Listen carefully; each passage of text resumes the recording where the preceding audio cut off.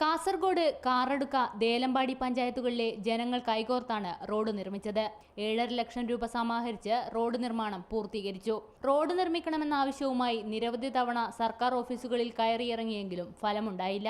ഇതേ തുടർന്നാണ് നാട്ടുകാരുടെ കൂട്ടായ്മയിൽ റോഡ് ഒരുക്കിയത്. ഈ ഭാഗത്തിലെ സ്വകാര്യ വ്യക്തികൾ അവരെ സ്ഥലം വിട്ടുകൊടുക്കാൻ തയ്യാറായി.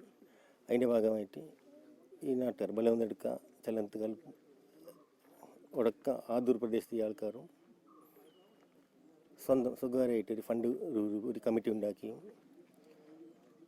ഒരു 1 ലക്ഷം രൂപ കൊടുത്ത ആൾക്കാരുണ്ട്. ഏകദേശം ഒരു 7.5 ലക്ഷം രൂപ